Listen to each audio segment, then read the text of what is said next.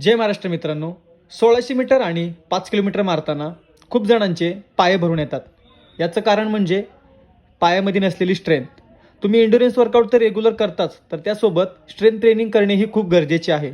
तर चला तर मग मी तुम्हाला काही वर्कआउट सांगतोय, ते तुम्ही तुमच्या डेली रुटीनमध्ये ॲड करू शकता.